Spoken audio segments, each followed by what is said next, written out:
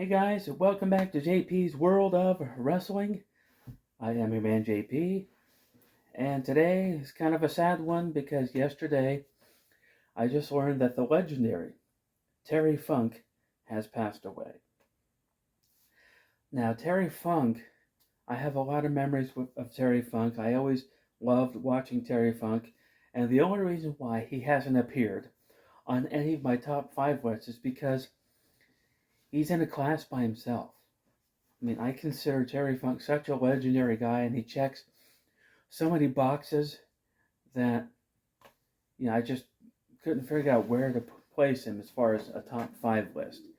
But he definitely should be on a lot of top 5 lists because he was just an amazing wrestler to watch. He was an amazing guy to listen to when he did promos and stuff. And so I think my first memory of Terry Funk was when I was watching WCW in the late 80s. And I remember specifically he had this feud with Ric Flair. Ric Flair had just gotten done defending the WCW Heavyweight Championship.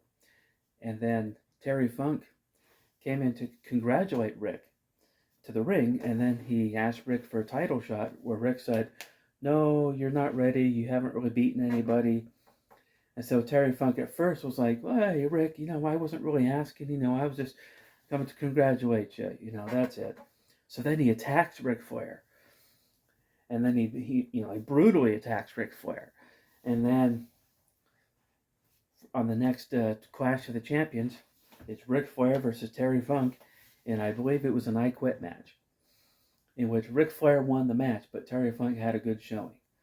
But, Terry Funk, had such big rivalries with guys like Jerry Lawler.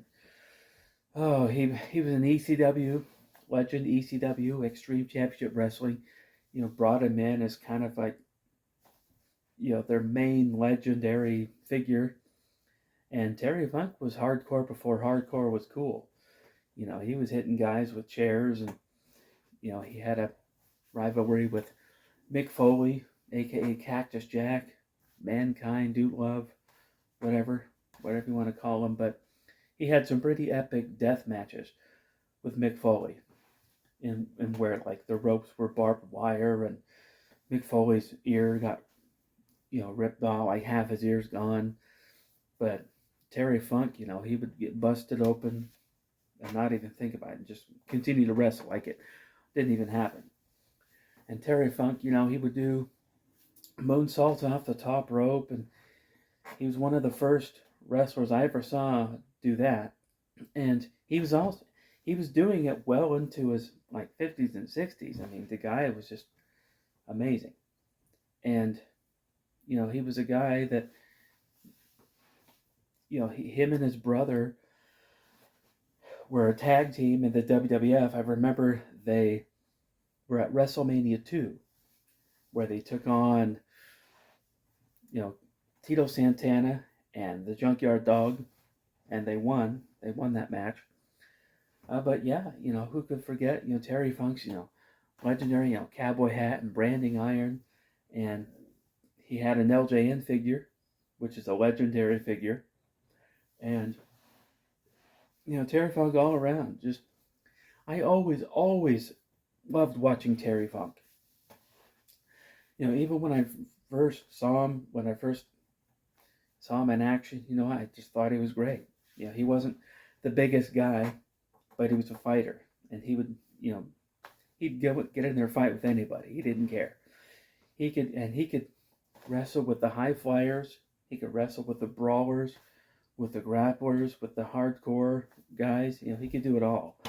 And so all around, Terry Funk was like, I think, to me, one of the tippy top guys ever in the business. And I'm going to miss him. Just simple as that. I'm going to miss Terry Funk. And what I want to know is, what are some of your memories of Terry Funk? Leave them in the comments. But But Terry Funk, I salute you, sir. Rest in peace. And so that's going to do it for this video. Again, leave your memories of Terry Funk in the comments. And if you're new here, go ahead and like and subscribe, share, the whole 9 yards. And I will see you next time.